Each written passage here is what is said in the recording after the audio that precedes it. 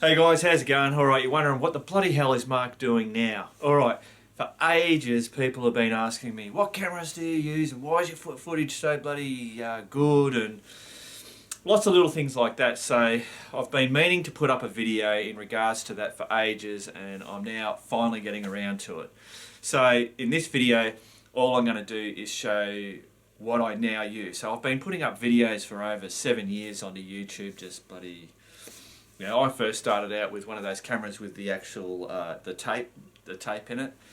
Anyway, so yeah, I'm not a professional. I'm not an expert. I'm just an average bloke, buddy, that started out whacking up a few YouTube videos, and basically it's just snowballed. People start expecting, yeah, you've got a channel, and you know, you're doing it to create this channel, or I don't know, something. But you know, I was always just chucking them up. If people liked them, they liked them. If they got some information out of it, it was information out of it. But I suppose as you do it, you know, people then start to expect that it's a channel and that you should be putting up videos, and you know, it just gets a little bit crazy. Anyway, so I've now thought, oh bugger it, I'll try and create a channel. I suppose, you know, I've jazzed up the headed thing, and I'm starting to tidy bits and pieces up. Created the whole, you know, Tuesday night in the man cave series to try and help and keep that, you know, so there's always a constant thing.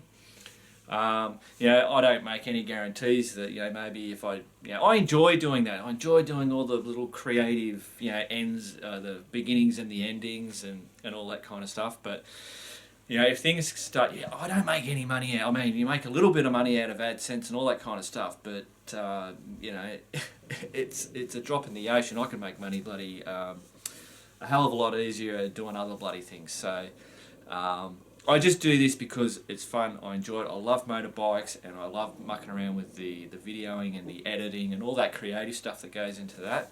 So anyway, I'm digressing like I normally do. This video is just about the stuff that I use now. In later videos, if I do it, or if you guys want me to do it, I can then start getting into different things. You know, why I like the Sony action camera over the drift ones. I can't get into GoPros because I don't use GoPro. My main problem with those is that I don't like looking like a Teletubby with these big ugly looking bloody thing hanging off me. Off me. Anyway, let's get out to the man cave and I'll show you the gear.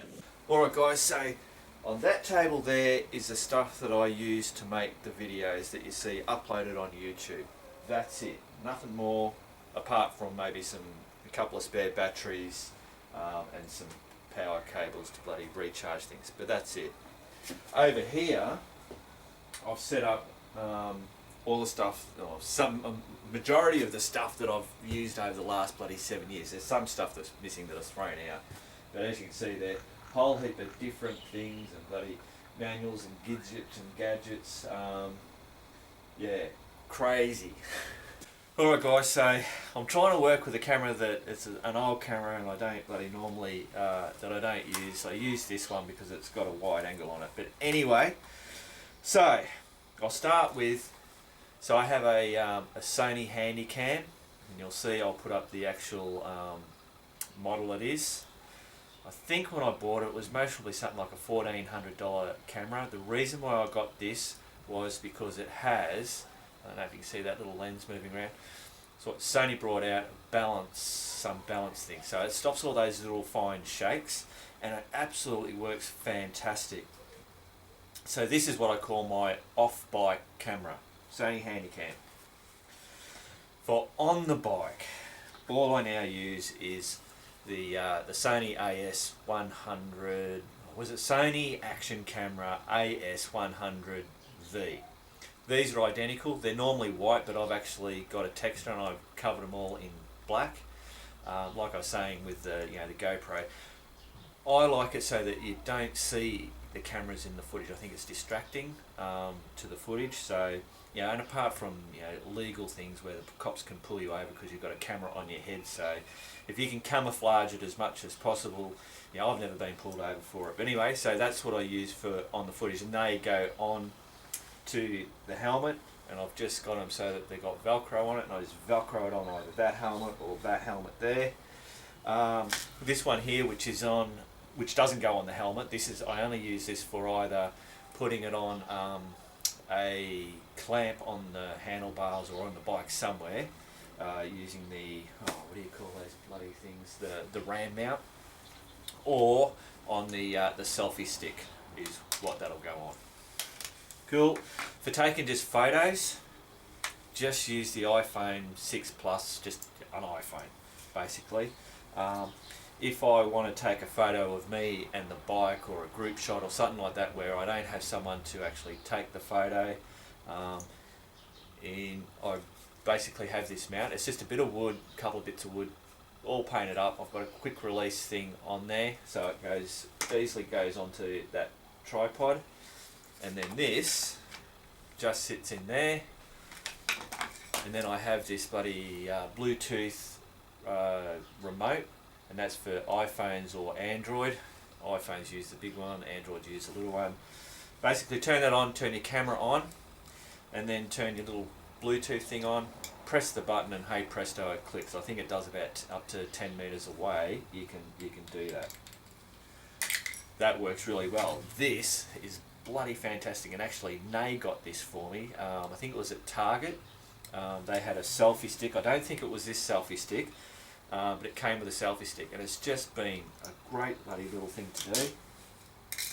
Selfie stick. So that's that one.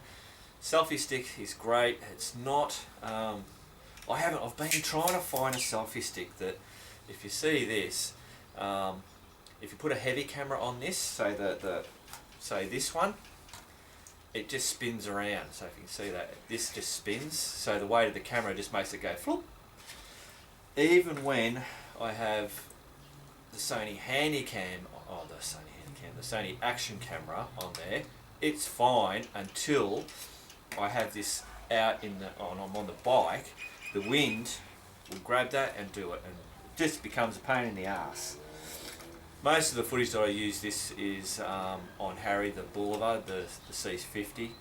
When I'm on the cruiser and you're on a tarred bloody road, you know, you can be doing you can be doing whatever. The bike just keeps going straight down the road.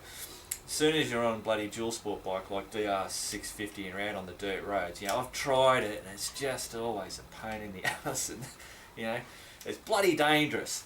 But I keep trying to work out ways and ways where I can bloody quickly get it in and out, but you know, so that's still a work in progress. I mean, this works fine, but I'm looking for something that won't do that. I have another one where it locks, but getting it in and out and having to unlock it, that is more of a problem, whereas this is you just grab it out and you do that and it's done. So, like anything, there's pluses and minuses to everything. I have just the remote for the Sony's come with that. Basically, you turn this on, it automatically, well, once you do your pairing, it'll show you on that screen live what it's doing. So when you're putting it on the helmet, you can have it so it's fairly well lined up, whether it's up or down or from side to side. And that's one major thing downfall with the Sony's action camera as opposed to the Drift, is that the Drift has the turnable thing, which made things life a hell of a lot easier, and you also had the onboard screen. But like I said, everything got its pluses and minuses, and at the moment the Sony action camera has got more pluses for me than what the Drift has. That's basically it, guys. That's all I run with. Obviously the tripod. I've used lots of different tripods over the years, and by far this is the best, and the major thing about it is that it's got just this swivel thing. Some of the other ones, which is like what you're bloody sitting on there, it's got the multiple, you've got to turn this to go that way and turn this one to go that way, and it's just real bloody awkward. So if you're ever looking for a tripod, get one of these bloody things where it just swivels around, makes bloody life a hell of a lot easier. Cool. The other thing with this is that this comes up to my head height, whereas the one that we're on, it's shorter, so it was lighter, it was more compact, so I could fit it in my saddlebags and stuff like that, but it was just too short, so when I wanted to come up close to the camera, yeah, I'd have to be ducking down to get myself in the shot, whereas this I didn't have to. But again, it's a little bit heavier and it's a little bit longer, so it's a playoff, as everything is. Cool bananas! Alright, so for mounts on the motorbikes, so on Harry the C50 Boulevard, You can see I've got the RAM mount thing there with the ball, so I can attach the cameras on there. I normally use this for at the moment for the GPS, but I can swap things around and put a camera on there if I want to. But most of the stuff that I've been doing lately has obviously been on the DR650. So we'll go over to Max. So on Max,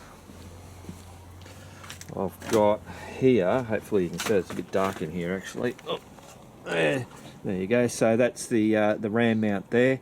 So I just attach the arm on there, which, oh, there's my hand up there. I attach the arm on there and then stick the camera on that.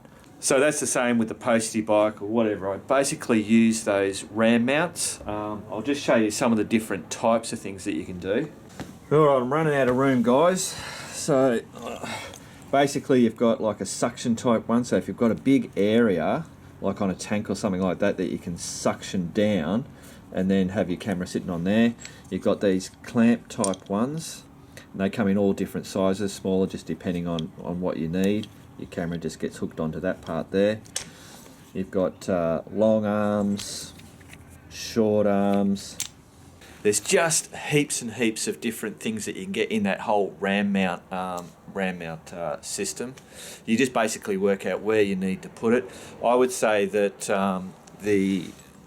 the clamp style is the best, where it actually you use the nut and bolt thing and you clamp it onto your handlebars or onto a bar, as opposed to these. I've had these on swing arms and stuff like that, and I've had them nearly bloody or losing my bloody camera. Luckily they've been able to hang on. But yeah, definitely the clamp ones are better. Anyway, cool. Alright guys, so for the editing side of things, all I use is Sony Vegas Pro 13. I mean, I started off with the beginner Sony stuff, or the free trials or whatever it was. It came with a camera. I started using Sony Vegas, and that's what I just got used to, and I thought, well, it works. It's doing what it wants me to do. There was lots of tutorials and bits and pieces. So it's, yeah, Sony Vegas Pro 13.0 is the version that that I'm running now. I think Final Cut and Premiere seems to be the go-to ones, or the ones that most people are using or like, or are more professional or whatever. So yeah, this is just what I use. Works for me, that's it. So there you go guys, that's it. That's all the stuff that I use to make videos to upload to bloody YouTube. Now obviously that was just a quick overview, it's not getting into any details, but as you can see, things just can go out of bloody control, and next minute you'll be watching a 10-hour bloody video. So look, if you want me to continue doing some more stuff and getting into more detail, or if you want to know a particular thing, I'm no expert, as I said.